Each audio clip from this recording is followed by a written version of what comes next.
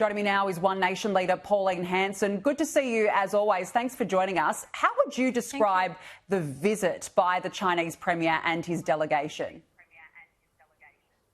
I think it's disgusting what they did to Cheng Lei in that press conference that was held there. And I'm more disgusted with our Prime Minister. I cringe when I see him. He's no leader. He absolutely disgusts me with his answers to these questions. As you said last night, he's got all these advisors. He should have known, and he would have known what happened during that conference. He hasn't got the backbone. As Peter Dutton said, he hasn't got a backbone. He hasn't stood up to them. He's had more than 24 hours to make a comment to the President himself, and I'd like to hear it personally from him, what was said to the President. Not officials have taken it up with the President that's out here from China. You know, China is no friends of ours. We trade with them, but we actually we trade with Coles and Woolworths. They're not our friends. China will never be our friends. And I'm sick of this Labor Party, this Labor government, kowtowing to the Chinese every time he opens his mouth. You know, these aren't friends of ours, of how they dealt with our divers, with the helicopter, with the closing of the sea, that you can't go in their waters. We have just kowtowed to them so much, and it sickens me to see this Prime Minister.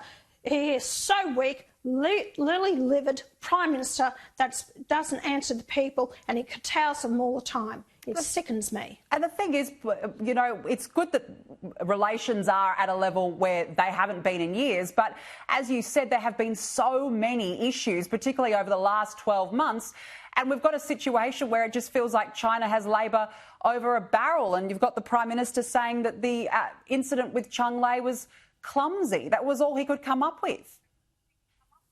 That's exactly right. Look at the Belt and Roads, what Daniel Andrews wanted to do with it. With them, it was the coalition that stepped in there. We passed it in Parliament. They couldn't just, take over and do these deals with China. As I said, China is in a situation, they're the most, growing, most powerful country within the world, and we are, just at their doorstep. I don't trust the Chinese, not one bit. Look what they're doing to the Pacific Islands. They are no friends of ours. And when I see our Prime Minister, who doesn't stand up for Cheng Lei and what she's been through over there, it disgusts me. He disgusts me as Prime Minister. I'm embarrassed. I really am embarrassed with his leadership abilities, and he blames everyone else but himself. Stand up, Anthony, OK? Stand up, Elbow. Right, speak up to the Australian people. You talk to the President, not your officials. You stand up for the Australian people. Yeah, absolutely stand up for our values. Now, Pauline Hanson, let's turn to Robert Irwin's threat to sue One Nation over this particular cartoon. G'day, I'm Robert Irwin. The Queensland government's given us a disgusting amount of money to show you the state of Queensland. We've got some of the best beaches in the world right here in the state of Queensland. Isn't that right, Blue? Oi, you dog! What are you doing on my land? This is native title. We've got exclusive use. No white fellas. This must be the line for Warner Brothers Movie World. No, this is a rental inspection for a one better in Rockhampton. My mistake, Bluey. Every time I've seen it, I've laughed every single time, and I've got to say all this publicity's done wonders for the video. At last look on YouTube, it had more than 270,000 views. But look, you've refused to take it down. Have you heard any more from the Irwin camp? No, I haven't actually, nothing at all. And as an independent defamation lawyer said, there's no case here. There's not defamatory. I didn't go out there to actually have a go at Robert Irwin. I'm having a go at the Labor government in Queensland. The state of this state is just horrendous. Youth crime, Aboriginal ownership over our beaches, now just been ownership over some land, native title that's been granted to them. The escalating crime. Hospitals are in hell of a mess. The roads are in a mess. And I'm targeting the Queensland state government. It's got nothing to do with Robert Irwin. And, I wish he'd just lighten up, forget about the whole damn lot and just work with me, because we're proudest Queenslanders. Let's do what's right for the people and for the state. Yeah, absolutely. But I've got to ask, though, do you think that satire is dead? It just appears that everyone is offended by the most minute things these days, including this video.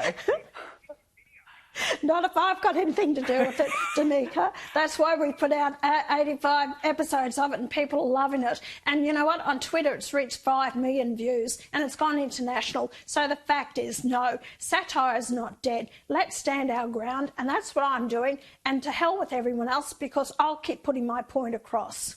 You're spot on, as always. Now, look, you raised this before, but there's been a huge, massive title ruling for the Sunshine Coast. It covers more than 350,000 hectares within 8 local government areas. Now, an Indigenous group has been recognised as the native title holders. You've been warning about this for some time. Do you think this now opens the floodgates for further claims? Of course it does. And I know there are further claims on the rise in Queensland and Australia-wide. You've got over 51% of Australia is under native title, now the 12% under determination, which they believe it will go to them. And you know, the whole stupid part about it, the land is not given back to the Aboriginals, it's tied up in land councils, so they control the land. I've had an Aboriginal come to me after I got elected in 2016 and said, Pauline, we're not giving the land. They're not giving them the rights to go on it, so the land councils are controlling them. So why are we paying out 35 to 40 billion a year in, funding to them for a small percentage of the population, 812,000 people, and yet it's costing us billions of dollars, yet all this land's been given to them. It is absolutely ridiculous, Danica. And I put up a private amendments bill last year to put a sunset clause in native title claims. Guess what? The whole lot of them, Liberal, Labor, Nationals, Greens, Independents, they all voted against it. Why? A really good question, and unfortunately it's unsurprising, isn't it? Pauline Hanson, good to speak with you. Thanks so much for joining us this evening.